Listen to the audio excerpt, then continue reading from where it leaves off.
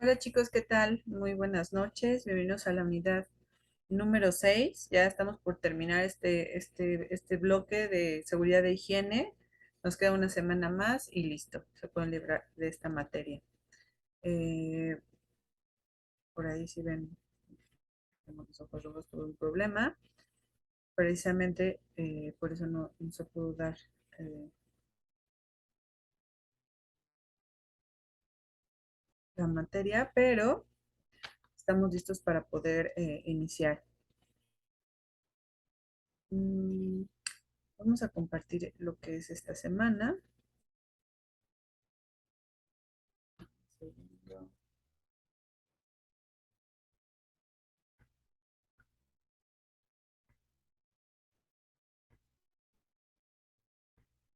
Esta semana nos toca, les decía que es la semana 6. Vamos a hablar un poco ya de riesgos. Tengo aquí, perdón, lo que se refiere a lo del tipo de riesgos que podemos encontrar dentro del trabajo. Tenemos que hay riesgo mecánico, hay riesgo eléctrico, hay riesgos químicos y riesgo de manejos de materiales y sustancias radiactivas.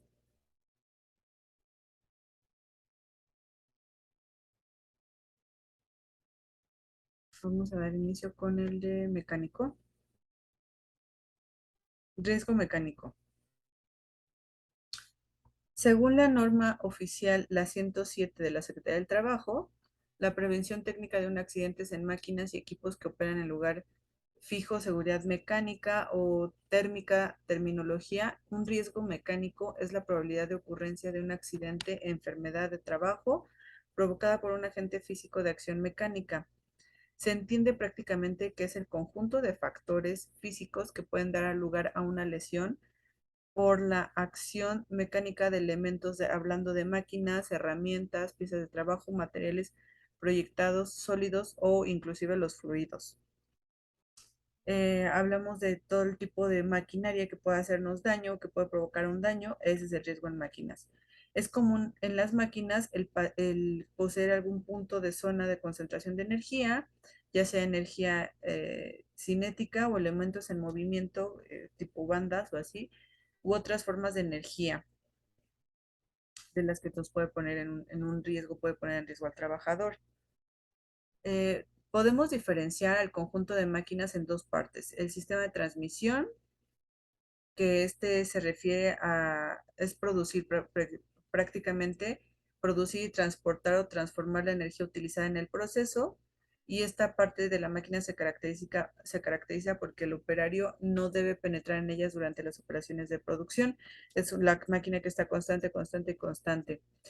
Tenemos el segundo, que es la zona de operación o digamos el punto de operación, y es donde la máquina en que se ejecuta el trabajo útil sobre una pieza mediante la energía que el sistema de transmisión comunica al elemento activo de la máquina. Se caracteriza en que el operario debe penetrar en ella en las operaciones normales de alimentación y extracción de piezas, o si es un proceso automático, podemos corregir deficiencias de funcionamiento. Tiene acceso el operador en este tipo de máquinas. Las formas elementales que pueden ser un riesgo mecánico son, el primero es el peligro de cizalla, cizallamiento, disculpen. Prácticamente se encuentra localizado en los puntos donde se mueven los filos de dos objetos lo suficientemente juntos el uno a otro como para cortar material relativamente blando. Hablamos de aquí, tenemos una imagen que es cuando nos estás, como han visto esas máquinas rápido, que como que insertan algo, cosen algo o ponen inclusive, por ejemplo, las tapas. Muchos de estos puntos no pueden ser protegidos por lo que hay que estar especialmente atentos cuando esté en funcionamiento, porque en muchas ocasiones el movimiento de estos objetos no es visible. O sea, a veces está rápidamente la máquina y a veces cuando se puede manipular o pasar, ¿no han visto como también ese tipo de videos? O si han estado en producción, saben a lo que me refiero, de que va pasando la banda y luego a veces hay máquinas donde sí puedes, que como mencionábamos anteriormente, puedes maniobrar o tienes que maniobrar dentro de rápidamente y aquí puede producir este tipo de peligro. Otro de los comunes también es el de atrapamiento, que es debido por zonas formadas por dos objetos que se mueven juntos y de los cuales al menos uno rota, como es el caso de los cilindros de alimentación de engranajes o correas de transmisión. Sobre todo es como más lo vemos precisamente cuando, sí, cuando está engranando algo uno con otro y ahí luego queremos manipular o queremos quitar algo que está ahí interfiriendo y es ahí donde puede ser un atrapamiento. Las partes de que corren más riesgo de ser atrapadas obviamente son las manos y por supuesto el cabello, por eso es súper importante el equipo de protección personal, que es el último punto que vemos en el temario, y es importante usar siempre cuando estés en operación el cabello recogido con tu casco, tus lentes de seguridad. Entonces, se debe usar precisamente ropa, también la ropa, a veces también, aquí vemos que también se menciona la ropa ajustada para que se enganche o también pueda, sí, se enganche entre los engranajes o algún otro tipo. A veces también se tiene que usar dentro de lo que solicitan dentro de las fábricas ya a nivel en nivel máquina o en nivel piso, donde están todas este tipo de máquinas, es donde está la manga de color, tiene que ser a veces manga larga también importante, que luego usan este tipo de camisas de manga larga. Tenemos el otro tipo de peligro, que es el aplastamiento, que las zonas de peligro de aplastamiento se presentan cuando los objetos se mueven uno sobre otro o cuando uno se mueve y el otro está estático. Este riesgo afecta principalmente a las personas que ayudan en las operaciones de enganche, quedando atrapadas entre la máquina y el aparato a pared. Sobre todo afecta más a la parte de los dedos y manos. Este punto es más como todo esto para personal que maneja maquinaria. ¿Qué pasa con los sólidos? Hablamos de que muchas máquinas en funcionamiento normal expulsan partículas, pero entre estos materiales se pueden introducir objetos extraños como piedras, ramas u otros, que son lanzados a gran velocidad y que podrían golpear a operarios cuando llega a expulsar por algún tipo de razón o algo que no es parte de la máquina y la misma máquina lo puede expulsar. Y entonces lo expulsa, pero entonces como el trabajador tiene el equipo de protección, hablando del casco o de los lentes o inclusive la careta, hay las caretas, dependiendo del tipo de trabajo, entonces es lo que se debe usar para evitar este tipo de riesgo de sólidos, expulsión sobre todo.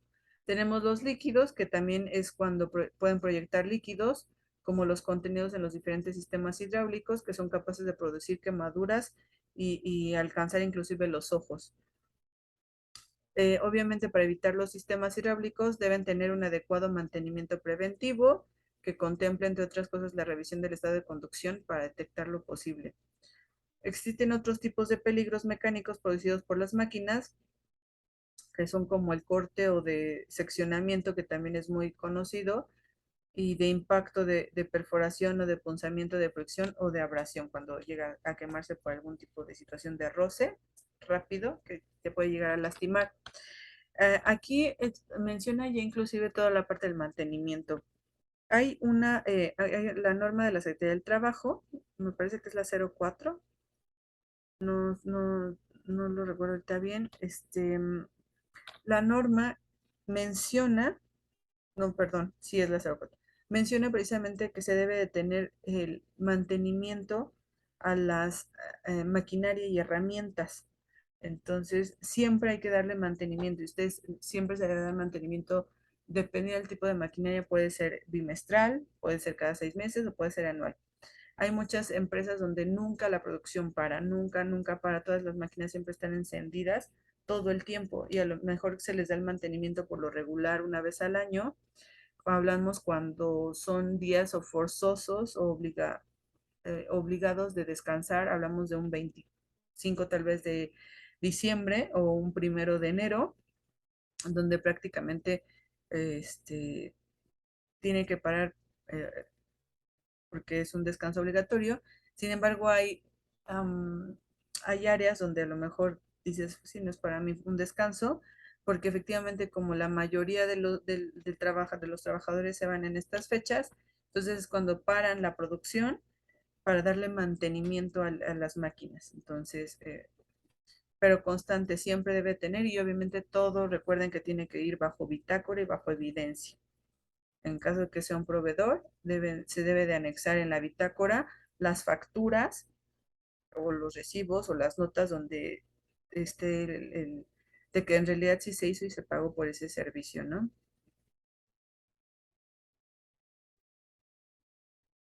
Las medidas de seguridad en máquinas son una combinación de las medidas adoptadas en fase de diseño y construcción de la máquina y deberán ser tomadas e incorporadas por el usuario de la misma. Todas las medidas pueden ser también adoptadas en la fase de diseño que son incorporadas al usuario preferentemente. Algunas maquinarias ya evitan para precisamente riesgos de accidentes y cuando se produce algún tipo de acercamiento de riesgo, inclusive la máquina se bota o para en ese instante. ¿No? La protección se aplica con el fin de proteger contra los riesgos que no se pueden evitar o que no pueden reducir mediante las técnicas de eh, prevención en la fase de diseño de la máquina. Muchas ya máquinas que se elaboran ya están hechas así. Tenemos algunos tipos de resguardo precisamente para evitar algún tipo de riesgo entre el trabajador y la máquina, que para evitar y tener esa protección. Tenemos el resguardo fijo, que se mantiene en su posición de forma permanente o por medio de elementos de fijación. Este puede ser envolvente o cuando encierran completamente la zona de peligrosa con un distanciador o un tipo de barrera. Y los se marca en el piso, inclusive también en el diseño puedes ver, se marca en el piso, y en esa parte tú sabes que no puedes caminar. De hecho, inclusive en fábrica ya adentro, no me dejarán mentir, deben de estar señalados, por ejemplo, está la máquina y está inclusive el camino marcado por dónde puede ir el operador y no rebasar o no sobrepasar esas líneas para evitar algún tipo de riesgo. Forzosamente tendría que estar marcado prácticamente toda la industria que maneje máquinas. Esa zona de riesgo o hasta qué momento, hasta qué límite de distancia puedes estar. Tenemos el resguardo móvil, que es articulado o guiado, que es guiado, que es posible abrir sin herramientas, ¿no? El resguardo móvil con enclavamiento, resguardo asociado a un dispositivo de enclavamiento de manera que las funciones peligrosas de la máquina son cubiertas por el resguardo y no pueden desempeñarse hasta que el resguardo esté cerrado, ¿no? También lo que les comentaba en máquinas donde, por ejemplo, lo cierras y en ese momento ya puedes dar inicio. La apertura del resguardo, mientras se desempeñan las funciones peligrosas, da lugar a un orden de parada y el cierre del resguardo no provoca por sí mismo su puesta en marcha. Lo cierras y ya. Tenemos la parte de también con bloqueo, que este dispositivo va junto con un bloqueo mecánico, de manera que las funciones peligrosas de la máquina cubiertas por el resguardo no pueden desempeñarse hasta que el resguardo esté cerrado y bloqueado. El resguardo permanece bloqueado en posición de cerrado hasta que haya desaparecido el riesgo y la lesión. El cierre y del bloqueo del resguardo no provocan por sí mismos su puesta en marcha. Tenemos también otro tipo de resguardo, que tenemos los comunes. Tenemos también la parte regulable, que es un resguardo fijo móvil, que en su totalidad incorpora partes regulables, que lo manejas tú. Tenemos dispositivos de protección, que es aquel que impide que se inicie o mantenga una fase peligrosa de la máquina, mientras se detecta o sea posible la presencia humana en esta zona de peligro. Protege el riesgo solo asociado a un resguardo. Por lo regular las máquinas tienen este punto, por llamarlo así, vamos a llamarlo ese botón rojo donde lo para, y hay que tener en cuenta, hay que hacer mención que la capacitación también es fundamental para este tipo que tú sepas ocupar a la persona que vas a poner o que se va a ocupar de esa máquina debe estar siempre constantemente en capacitación, completamente, y debe conocer la máquina a la perfección. para que evite algún tipo de riesgo. Tenemos un mando sensitivo en el dispositivo de protección que pone y mantiene en marcha los elementos de una máquina, mientras el órgano de accionamiento se mantiene asociado. Tenemos el mando a dos manos, que requiere como mínimo el accionamiento simultáneo de dos órganos para iniciar y mantener funciones, o sea, debes tener los dos botones apretados o con las dos manos. Tenemos el dispositivo sensible, que provoca la parada de una máquina o de sus elementos cuando una persona o una parte rebasa el límite de seguridad, cuando se llega a detectar que ya acercaste demasiado o hay algo, no precisamente a una persona, pero cuando se siente esa, no sé cómo llamarlo, si sensibilidad, pero cuando ya te acercas de más o detecta algún tipo de movimiento por ahí, ahí también es. Tenemos el dispositivo limitador,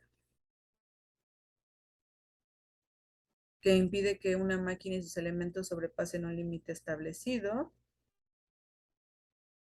y el de marcha a impulsos, cuyo accionamiento permite solamente un desplazamiento de un elemento de la máquina. Y entonces estos son los dispositivos de protección que llegan a existir. ¿Cuáles son las medidas de protección por parte del operador? Bueno, por su parte, se deben adoptar medidas necesarias para que mediante el mantenimiento adecuado de los equipos de trabajo se conserven durante todo el tiempo de utilización en las condiciones de seguridad. Se realizará teniendo en cuenta las instrucciones del fabricante. Por eso esta capacitación, muchos sabemos que las máquinas o inclusive mandan al trabajador a capacitarse donde fue hecha, este, la empresa manda al trabajador donde se realizó o lo mandan con el proveedor. Muchas de las máquinas, por lo regular, no digo que sean, vienen de Estados Unidos, vienen de Alemania, o en Europa, para que se capacite cómo utilizar y cómo correctamente la máquina. Aparte de esto, durante el tiempo de utilización, en condiciones, se tiene que, como les digo, el mantenimiento, de acuerdo a lo que menciona el fabricante. Y siempre se debe tener ahí todas las instrucciones, siempre en la máquina debe tenerse ahí como su manual. No en RH, no en el área de seguridad y higiene, tiene que estar cerca de donde está la máquina. Y esto obviamente el operador debe utilizar el equipo de protección personal, que está regulada por un decreto, que también ahorita lo vamos a ver, pero prácticamente es una norma también, la 017. Y los equipos de protección personal, yo más bien, se conocen más como equipo de protección personal. No digo que sea individual, es lo mismo, pero es más conocido dentro de la industria como el EPP. Ese es el nombre que realmente se maneja más técnico. Y son destinados a ser llevados por el trabajador para que lo proteja de uno o varios riesgos.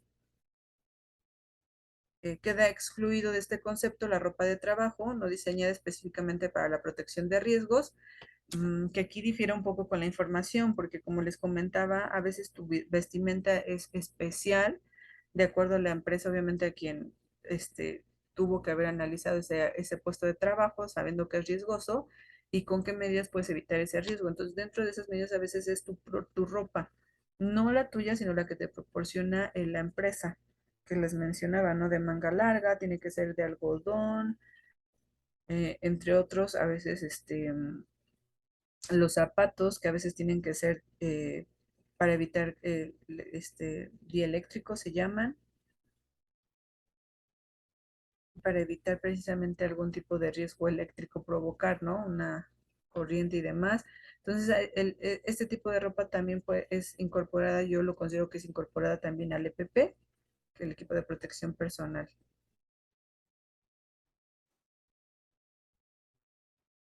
Entra en tres categorías según los riesgos frente a los que protegen el EPP, que es el riesgo uno, está clasificado en tres, obviamente como va aumentando, el mínimo o el riesgo bajo, cuando el usuario puede y juzga por sí mismo su eficacia contra riesgos mínimos, cuyos efectos van siendo graduales, puede percibir a tiempo sin peligro para el usuario. El 2 es el riesgo medio, lo que no pertenecen a las otras categorías, y el riesgo alto, que están los destinados a proteger al usuario de todo riesgo mortal o que pueden dañar gravemente la forma irreversible de salud. Deben disponer precisamente todos estos del marcado de conformidad que se garantice el fabricante, que cumple con los exámenes de conformidad y de cumplimiento por lo que fueron elaborados, ¿no? El equipo tiene que llevar una garantía. Este marcado depende de las categorías del equipo de protección personal. Hay tres tipos de categorías. El marcado, que es el C, mejor conocido como CE. El 2 es el marcado y año de colocación del mercado. Y el 3 es el marcado de año de colocación y el número distintivo del organismo notificador, como que va aumentando también de acuerdo al tipo de EPP, porque es de acuerdo al tipo de riesgo. ¿Qué se usa por lo regular en el equipo de protección personal para las máquinas? Pues obviamente los cascos, hablamos de los cascos, que es, bueno, ¿qué debes de proteger, perdón, desde un principio? Pues es la cabeza. ¿Cómo lo haces a través de esto? Por lo regular son con los cascos. Hay diferentes tipos de cascos, inclusive. Es un mundo, aunque no lo crean, cuando yo también me metí en todo esto, un casco dice es uno normal, ¿no? Hay diferentes tipos, e inclusive tienen una vida útil, o sea, no duran eternamente o hasta que se deshacen, no, tienes determinado tiempo de vida útil y hay que renovarlos cuando que se cumple la vida de la vida útil. Este, su función es proteger la cabeza y hay que colocarlos bien de acuerdo a la talla de la cabeza.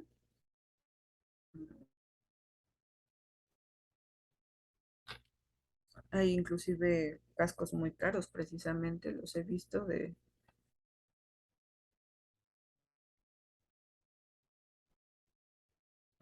denme un segundo, vamos a...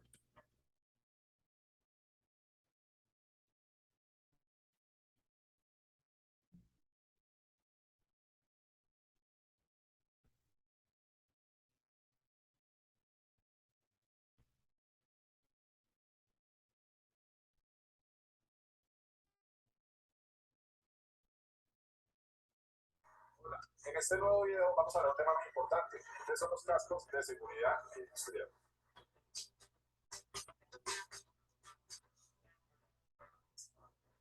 Ten en cuenta para hacer la elección correcta de un casco. Primero, ¿qué actividad va a desarrollar? Segundo, ¿a qué riesgo va a estar expuesto? Con esta evaluación podemos determinar qué tipo debemos comprar. En este caso tenemos un casco tipo 1, que varía por sus colores y por sus diseños. Sus características que nos sirven para caída de objetos en la parte de la cabeza. Tenemos un casco tipo 2, que este casco nos sirve ya para actividades de alturas, o sea, para actividades que se desarrollen a más de 1.5 metros de altura. Tenemos otra clase de casco que es una línea deportiva que nos sirve para todo lo que tiene que ver con deportes extremos. Es importante que conozca las características y los tipos de los cascos para que hagas la mejor elección. Recuerden que todos los cascos tienen que ir certificados y deben de cumplir con unas normas técnicas que nos ayudan a que en el momento en que nos ocurra un accidente, pues minimicemos estos impactos a la persona que lo está portando. Recuerden que en Isoseguridad Ingeniería te podemos asesorar y suministrar todos estos elementos. Tenemos personal capacitado que te pueda asesorar para que cumplas con... Bueno, aquí vimos los tres tipos de casco. Primero, bueno, uno mencionó el de tipo uno, tipo 2 el de trabajos en alturas y el de deportes extremos.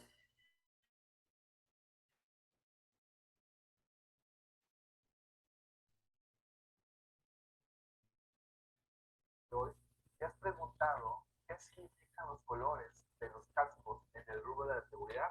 Quédate, vamos a averiguarlo conjuntamente. Muy bien, empezamos.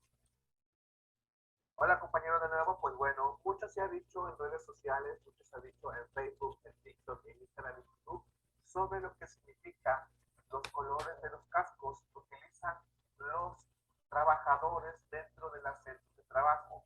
Por lo tanto, hoy te quiero explicar lo que dice realmente la normatividad vigente en esta materia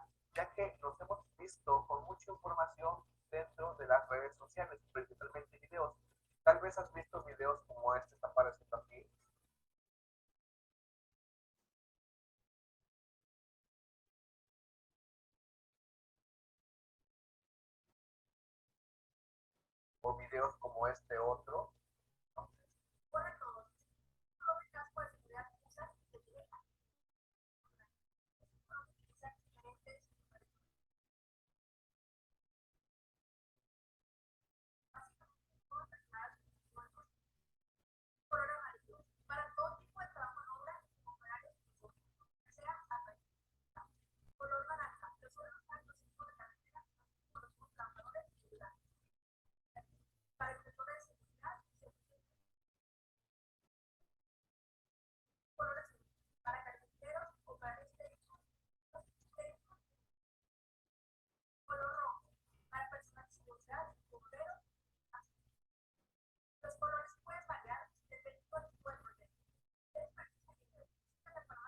Otro, donde los cuales, bueno, pues se ejemplifica de manera un tanto errónea, vamos a llamarlo así, los colores de los cascos de seguridad. Te voy a compartir en este caso en pantalla que primeramente para que tú puedas comprender el concepto de los cascos de seguridad, debes de conocer cuál es la normatividad vigente. ¿Ok? Primer punto, la norma que regula el uso del equipo de protección personal, mantenimiento, ¿ok? Es la norma 17 de la Secretaría de Trabajo y Previsión Social. Te voy a dejar aquí en campo el link para que lo puedas descargar. Esta norma nos habla sobre el correcto tratamiento, selección y mantenimiento de los equipos de protección personal, específicamente de los cascos y otros rubros para que tú puedas tener. Pero mucho ojo, esta norma en ningún momento, en ningún campo, en ningún punto te dice los colores, que muchos se han dicho que azul para los responsables de salud en el trabajo, que amarillo para electricistas, que rosado para las compañeras, que rojo para los de seguridad. No, esta norma no te indica en ningún momento lo que es la selección y colores del equipo de protección personal. Y si tú quieres ser un poco más específico, cada equipo de protección personal, en este caso los cascos, viene muy bien en la parte de abajo, en la visera, los diferentes tipos de normatividad, a veces hasta uno internacionales, y la norma que especifica la parte técnica, la parte de garantía de calidad de los materiales en los cascos, te lo comparto, es la NOM 115 de la Secretaría del Trabajo, que nos habla sobre las especificaciones técnicas de calidad y construcción en estos puntos. Pero ¿qué crees? También en esa norma 115 tampoco se indica el color de los cascos. Nos vamos un poquito más a fondo, la Ley Federal del Trabajo y el Reglamento Federal de Seguridad tiene que creer. Tampoco te indica el color de los cascos. Y bueno, pues tú me dirás, entonces, ¿por qué ha habido muchos videos, muchas imágenes virales que te dicen los cascos son de tal color? Bueno, déjame decirte la respuesta más correcta sustentada en el marco legal. Esto se debe a que cada empresa, por medio de sus procedimientos internos, va a crear políticas y procedimientos tanto para sus trabajadores como para contratistas. Y estas políticas internas y procedimientos van a ser específicos para cada empresa. Por ejemplo, en Pemex está el color blanco para los ingenieros, el color rojo para protección contra incendio. Por ejemplo, en el recinto portuario está el color verde para contratistas. Por ejemplo, en Plata Lala está el color azul para los trabajadores. Y bueno, todo esto va a depender de, te vuelvo a repetir, de sus procedimientos internos y de sus políticas internas que deben de seguir los trabajadores, contratistas y visitantes. Por lo tanto, he ahí el secreto, he ahí el hilo negro. No hay más que decir. En este caso, lo que yo sí te recomiendo, más allá de los cascos y sus colores, es que puedas invertir en cascos que cumplan la normatividad. No es ningún secreto que nos encontramos en el campo de ventas de artículos de equipo de protección personal con marcas muy, vamos a llamarle, muy de mala calidad y que al momento de que el trabajador lo ocupe, por ejemplo, no es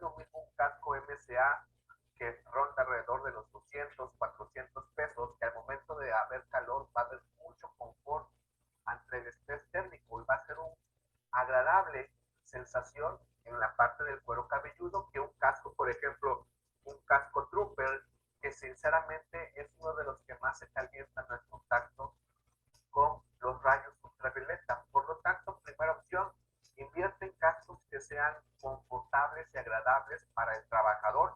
Número dos, también asegúrate de que cumplan las condiciones mínimas. Yo te repetía, la norma 17 es la que nos regula el uso y selección del equipo de protección personal, y la norma 115 de la Secretaría de Trabajo es lo que nos habla sobre las características de los materiales y su construcción. Por lo tanto, asegura que estés comprando con proveedores, ¿okay?, confiables, con proveedores establecidos. Yo no te recomiendo por ningún motivo que compres con proveedores y grupos de Facebook.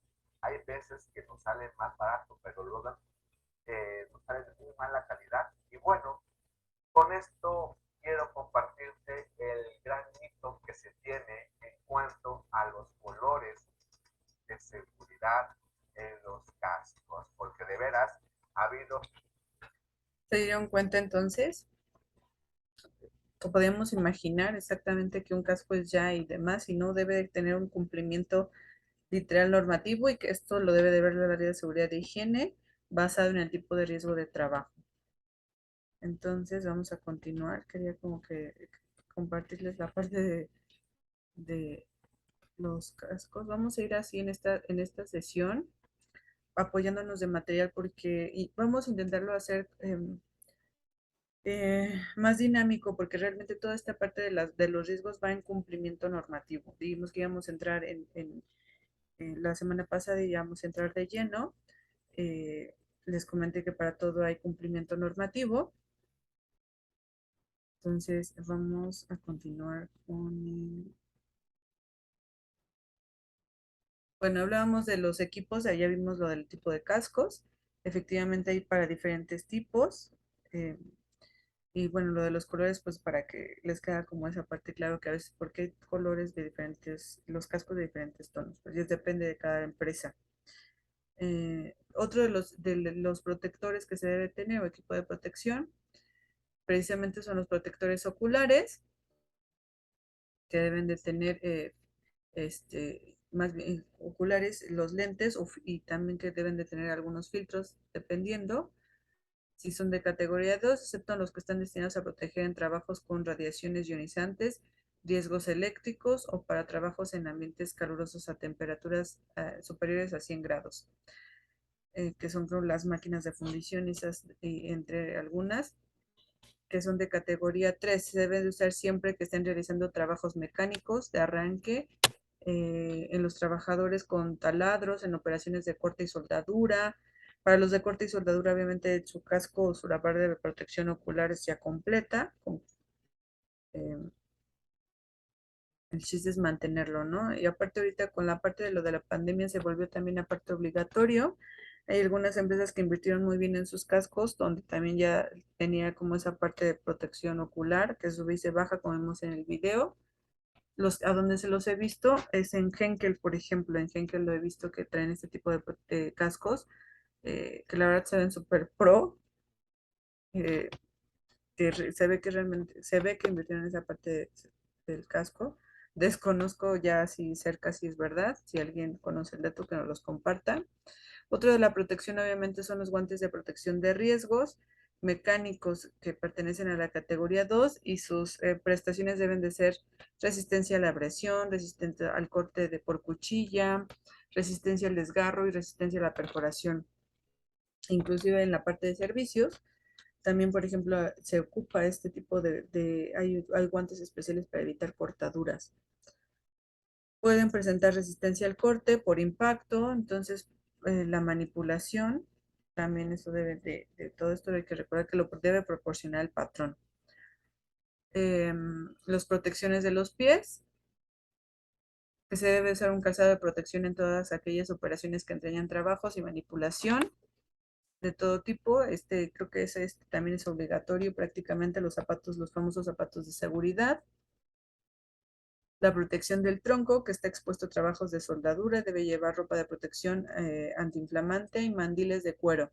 Se aplica también al personal que realiza operaciones de oxicorte, y protege al usuario contra pequeñas proyecciones de metal fundido.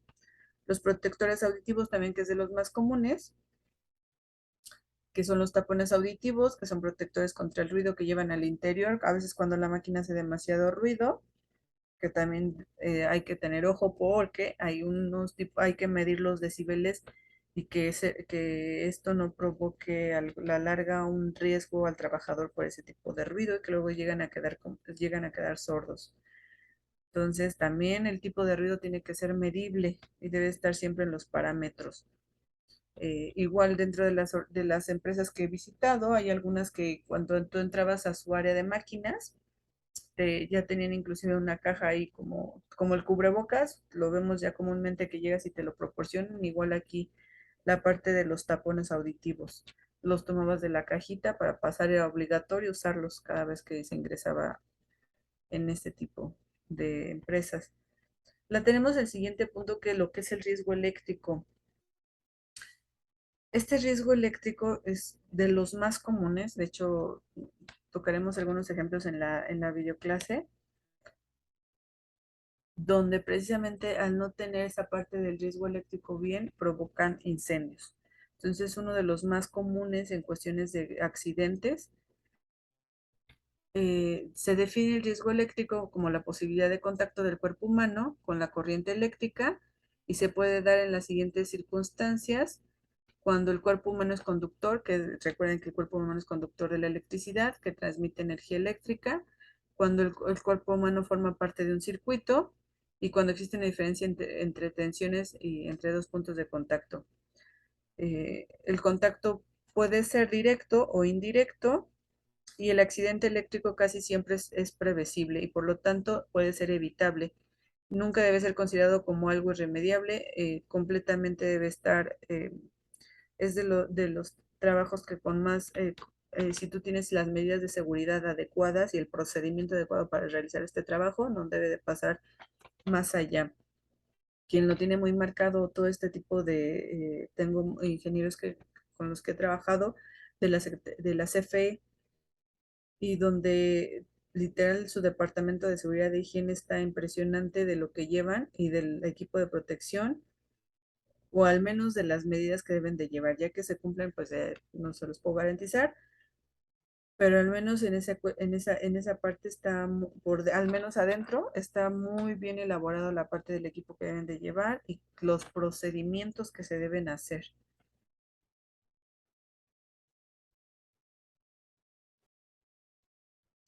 Los daños que puede provocar la corriente eléctrica, pues son los efectos que provoca sobre el cuerpo humano: intensidad, frecuencia, de duración. Esto va dependiendo. Pueden ser clasificados también, ya los dijimos, en directos e indirectos. Y en este caso me gustaría compartirles. Hay secundarios donde hay quemaduras. ¿Qué se puede producir? Pues la tetanización muscular, el paro respiratorio, la asfixia, aunque no lo crean, se crea esta parte de la asfixia. Depende de los siguientes factores, resumiendo: los efectos de la corriente eléctrica en la trayectoria, la influencia de la intensidad. Y aquí me voy a pasar.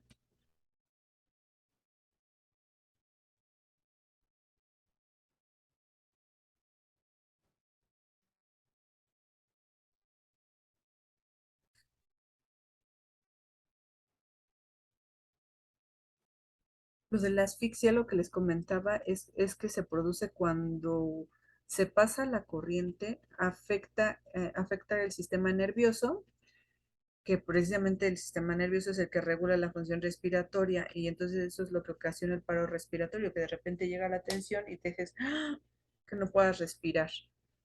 Ese es uno. La norma que regula esto,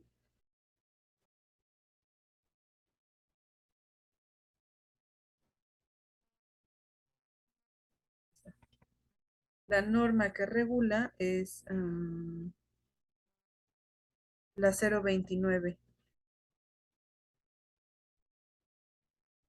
La 029 es la que regula precisamente este tipo, de lo de la energía y prevención, toda la parte de energía. Aquí veremos las obligaciones del trabajador en la norma, cumplir las medidas de seguridad, participar en las actividades de capacitación, que también es muy importante, cumplir con las instrucciones de uso y mantenimiento del equipo de protección personal, utilizar y tener cuidado con el equipo y materiales de protección, seguir los procedimientos de seguridad, participar en las prácticas de primeros auxilios y rescate de trabajadores accidentados, informar al patrón de cualquier situación que implique un riesgo al desarrollar su actividad. Aquí hay un punto donde dice los análisis de riesgo para el mantenimiento de las instalaciones eléctricas, que en el análisis de riesgos para actividades de mantenimiento deben realizarse tomando en cuenta como lo mínimo los tipos de operaciones que se van a desarrollar, los peligros que expondrá el trabajador, la ubicación del equipo eléctrico y las zonas que deben estar bien marcadas y bien definidas, el peso y la forma de objetos, equipos y herramientas, protecciones, las partes del equipo de protección, estoy dándole nada más lo vean, lo conozcan más o menos, la norma, mm, las condiciones de seguridad en instalaciones eléctricas permanentes o provisionales también lo toca, cómo debe de estar la señalática, la señalización, deben estar identificados. Barrera, aquí menciona, por ejemplo, una protección para elementos energizados, barreras de protección, resguardo, aislamiento, control, acceso, reducción, em, todo lo que debe contener. Estoy bajando. Los conectores a tierra también súper importantes. Como toda la parte de lo del... Mira, aquí, por ejemplo, toca hasta las lámparas portátiles.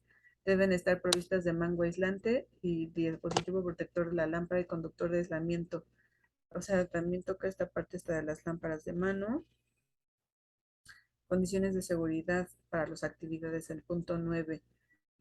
Son las maniobras que afectan las líneas que se debe de tomar en cuenta, lo que hay que hacer antes de iniciar el trabajo y al terminar el trabajo, cuando se abren interruptores,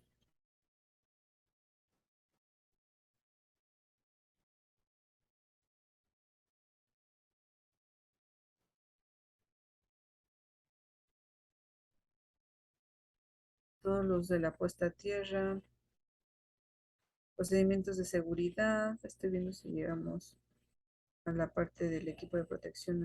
Hay unidades de verificación que pueden hacer esto, que verificar el grado de cumplimiento de la presente norma. Hay un tercero.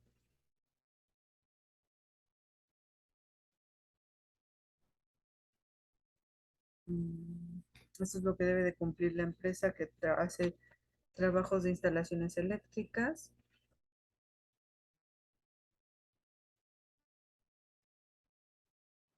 Entonces debe ser autorizado, te debe firmar el trabajador siempre.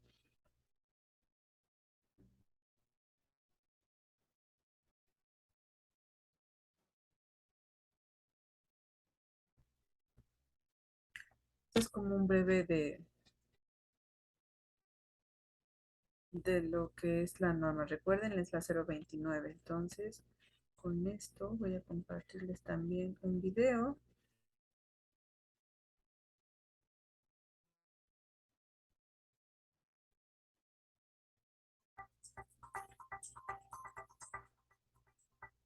Aunque la electricidad es la fuente de energía más utilizada para las actividades diarias, tanto a nivel doméstico como laboral, muy pocos saben qué tan peligrosa puede ser, ya que no la podemos oler, ver, escuchar o tocar. Además, está presente en todas las tareas propias y no propias del oficio, las cuales pueden ser rutinarias y no rutinarias. Sobre todo en estas últimas es donde más se ha expresado el riesgo y donde menos identificado está el peligro. El contacto con la electricidad puede presentarse de dos formas. Directa, cuando nuestro cuerpo tiene contacto directo con conductores activos o partes energizadas de una instalación eléctrica. Indirecta, cuando entras en contacto con partes conductivas que normalmente no se encuentran energizadas, pero en condiciones de falla de los aislamientos se pueden energizar. En ambos casos, el contacto con la electricidad puede dejar como resultado la electrocución, con consecuencias degenerativas o hasta la muerte. Recuerda que el hierro, el agua, el cobre y el aluminio son algunos de los conductores eléctricos más comunes y tú puedes estar utilizándolos en tu labor diaria. Es importante tener en cuenta las distancias seguras entre las personas, los objetos manipulados, las líneas eléctricas y los elementos usados en la transmisión. ¿Cómo mitigar la peligrosidad de la electricidad? Es importante utilizar herramientas de análisis de riesgo como los análisis de trabajo seguro ATS, los cuales se realizan en sitio y por las personas que ejecutarán la labor para identificar, valorar y generar planes de acción para el control de los peligros. Aplica las 5 reglas de oro para trabajar con la electricidad.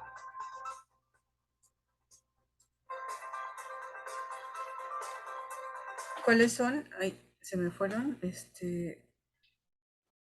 Abrir todas las fuentes de tensión, bloquear los aparatos de corte, verificar la ausencia de tensión. De hecho, cuando en un plan de emergencias, siempre es de lo primordial que debes de hacer, cortar tanto el suministro de gas como bloquear la parte de la luz, o sea, a veces apagar, quitar o desconectar aparatos o quitar la fuente de energía, ¿no?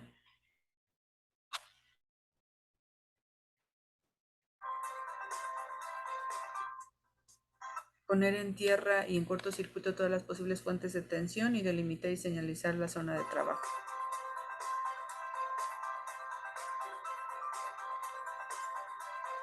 Valida y verifica las distancias de seguridad con el cableado eléctrico.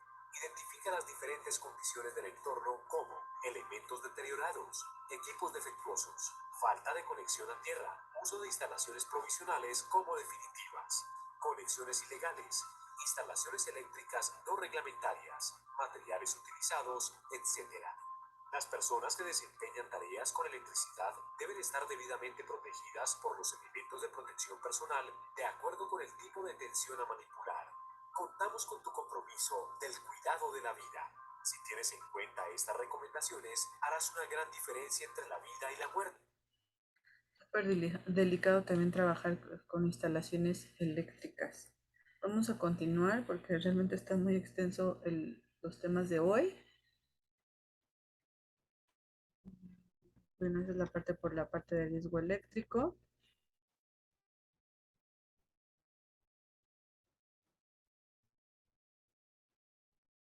Entremos a la parte de riesgos químicos. También está normada bajo hay varias que de las dentro de la Secretaría del Trabajo que precisamente hablan de las sustancias químicas, sobre todo me parece que es la 05, 08. Son muy numerosos en la pintura industrial, en la fabricación de abonos plaguicidas.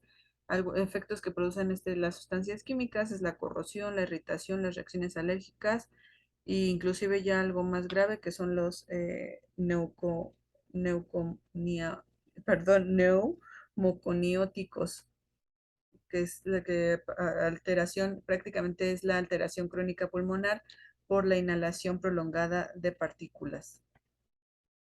Las reacciones alérgicas, cuando se te pone o se pone la piel, salen granos o inclusive rojos, la irritación igual y la corrosión.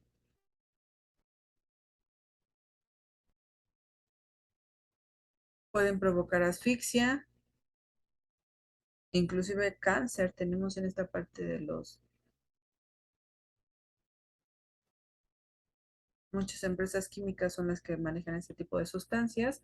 No, la mayoría, pero no quiere decir que no todas, a veces son las manufactureras también o de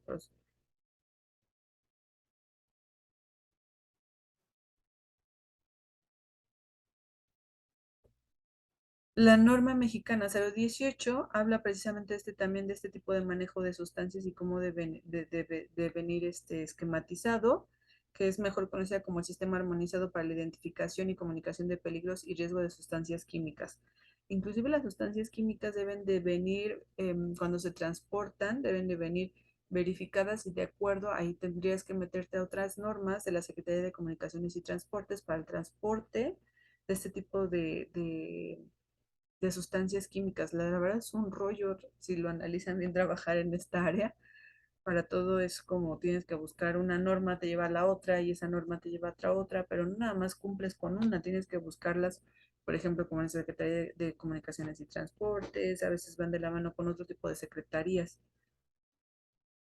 Dentro de aquí viene la parte de las hojas de seguridad, que en el 2018 se modificó esta norma porque México tenía el famoso rombo de seguridad.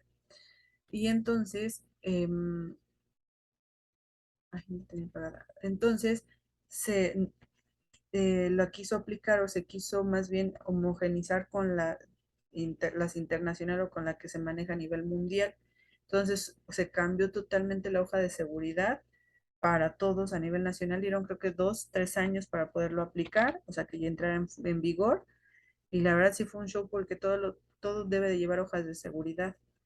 Entonces, tú tenías que pedirle a tu proveedor la nueva hoja de seguridad de acuerdo al cumplimiento de esta norma 18. Sí, sí fue todo un conflicto ahí, porque aparte te las querían enviar en inglés, lo cual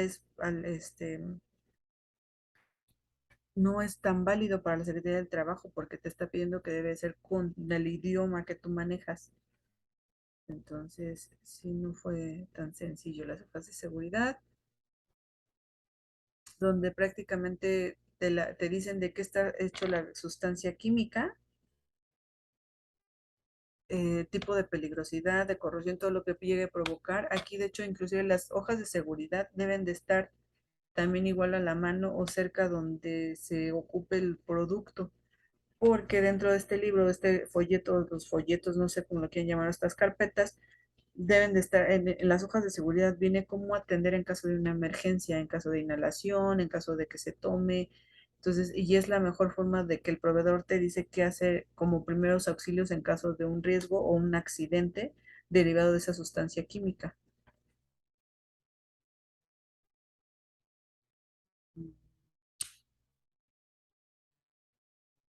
Te dice también qué grado de toxicidad, está en secciones, a veces es muy larga, a veces tienen 15 hojas de 15 hojas de de los datos de seguridad. Los pictogramas, que también son los que les digo que ya se mencionan, entró en 2018, me parece. Sí, entró en vigencia en 2018. Se promulga el 2015 y te dan 3 años para que entró en vigor.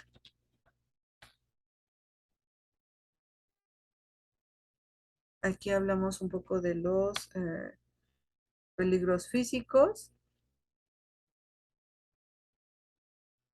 que es las sustancias combustibles, aplicable para comburentes, líquidos y sólidos, todo comburentes, gases, líquidos y sólidos en sus tres presentaciones.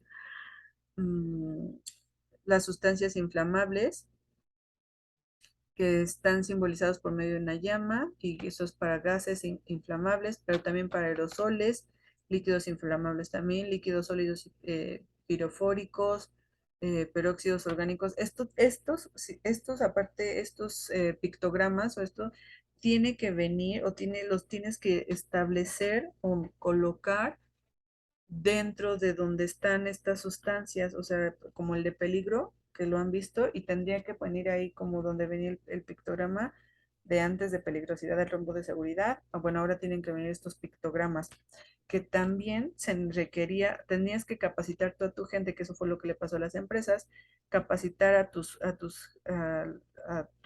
primero al área de seguridad y higiene, para que luego ellos capacitaran o mandaran a capacitar sobre esta norma de los nuevos pictogramas, porque tenías que cambiarlo todo desde tu empresa, todo este tipo en el transporte, en tu planta, si ya lo tenías establecido, entonces aquí tuviste que capacitar y aparte es un rollo nuevamente este nuevo diseño que se entró en vigor, la verdad está como más confuso, entonces tenías que capacitar a tus operarios hacia que lo sepan leer, ¿no? De buscar la mejor forma que no se hicieran bolas. La verdad sí fue todo un proceso las empresas hicieron para poder entrar en este nuevos pictogramas.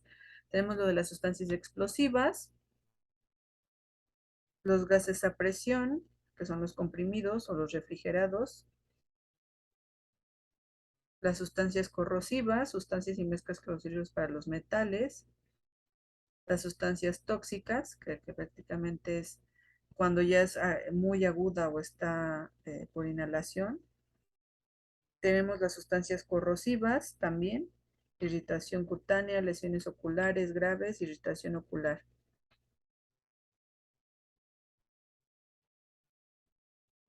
También las que son súper peligrosas, que son las cancerígenas, las sustancias irritantes, un pictograma de admiración.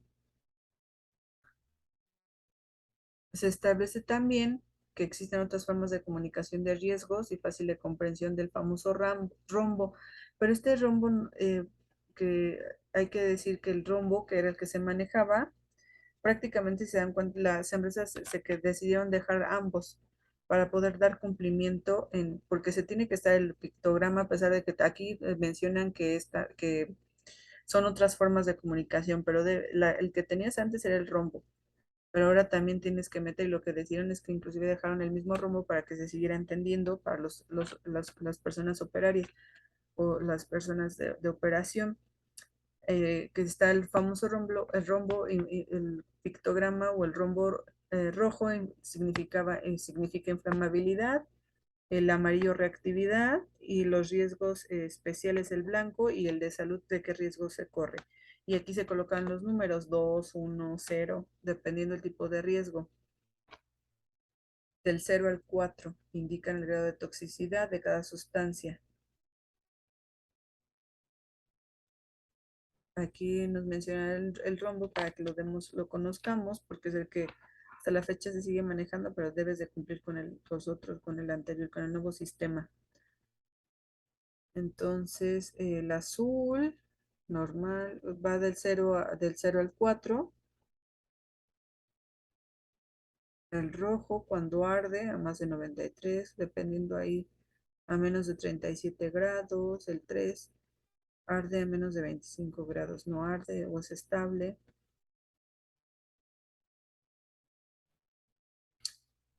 Les digo que esta sesión está súper, súper amplia, porque esto nos lleva a que estemos de la mano con los colores de seguridad, con la norma 026, que también es un cumplimiento obligatorio para todos, no nada más para empresas, para todo tipo de negocios, donde habla sobre los colores y señales de seguridad de higiene, identificación de riesgos por fluidos conducidos en tuberías, porque las tuberías también tienen que estar marcadas de acuerdo a la Secretaría del Trabajo, todo tipo desde la tubería que transporta electricidad, la que transporta en agua, que, la que transporta gas, la de gas es amarillo,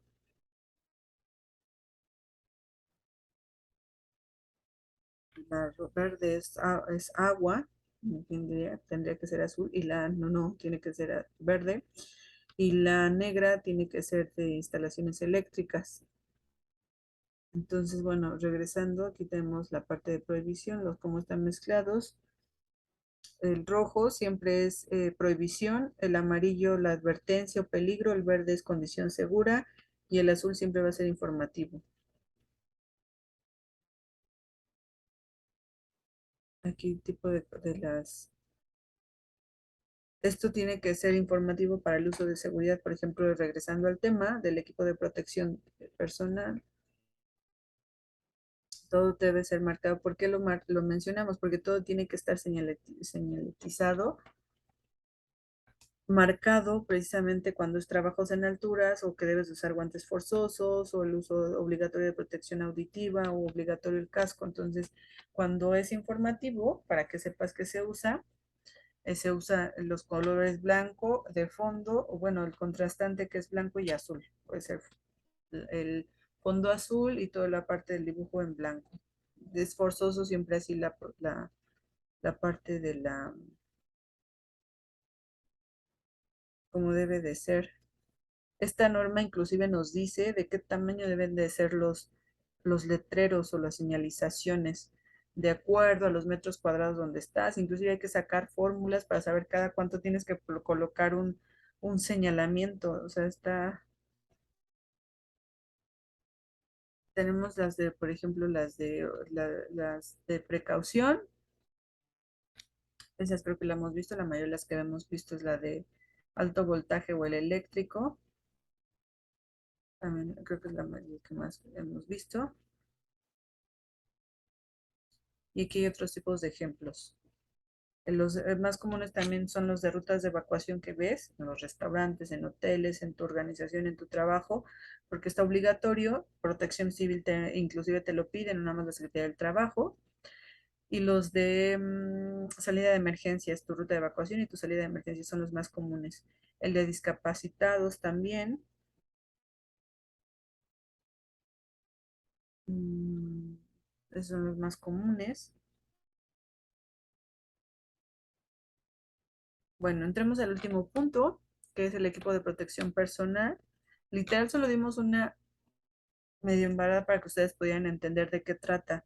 Sin embargo, si profundizamos, no terminaríamos. Son horas y horas de, por ejemplo, cada norma se capacita, hay diplomados inclusive de cada norma, o hay capacitaciones que son de inclusive de 8 a 12 horas, dependiendo del tipo de norma.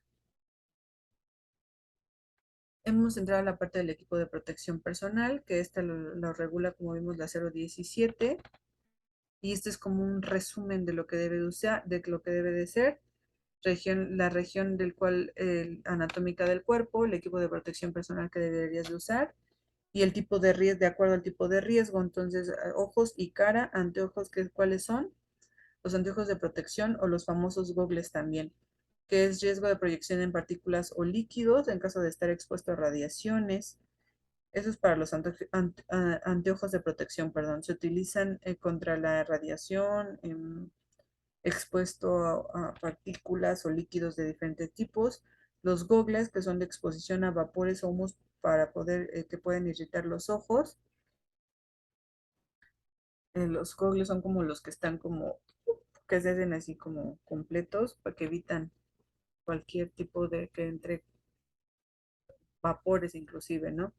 El aparato respiratorio, que pues obviamente la región atómica que es, pues es sobre todo los vapores y los gases, que son los respiradores, los famosos respiradores que hemos visto, y la mascarilla desechable, que también es muy común, que es contra gases y vapores, que hay que considerar diferentes tipos de gases y los cuales aplican también diferentes tipos de respiradores, incluyendo gases o vapores tóxicos. O sea, también hay diferentes tipos de acuerdo al tipo de gas con el que estés trabajando o te enfrentes.